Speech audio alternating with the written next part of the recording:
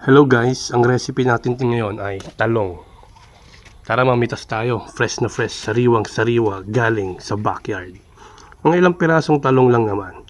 Tapos pagkatapos natin magpitas guys, hugasan natin yung talong. Kaya ikaw, hugasan mo yung talong ni mister mo bago mo kainin, charot lang. Pagkatapos natin hugasan guys, ano ihiwain natin? Mga ganyan lang kaliliit, nakadepende sa inyo kung anong size ang gusto nyo. Mas gusto ko kasi yung maliliit lang na talong, charot. Itong recipe na to guys, mas masarap to. Ito yung pinakamasarap na luto ng talong kaysa sa torta o kung ano-ano pa. Tapos mag-iwa lang tayo ng sibuyas guys. After ng sibuyas, mga ilang bawang lang. Mince natin siya. Dikdikin natin ng gusto. Parang dinikdik na bulbol. Charot. Tapos guys, yung mainit na mantika, pag mainit na, lagyan na natin yung talong. Pre-prito natin guys.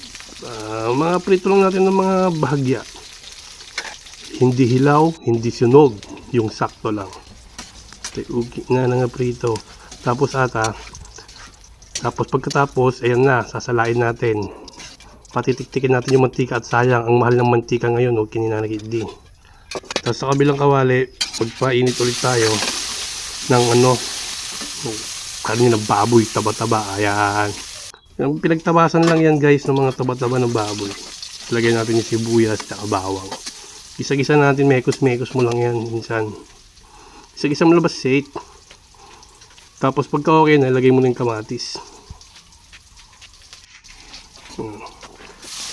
Hayaan mong lumabas yung katas niya, dur-duro mata kamatis. Hanggang durog na durog, hanggang lumabas yung kulay-pula niya. Kasi na. Charot lang, maling kasi yung ubog niya ako na ata. Yan.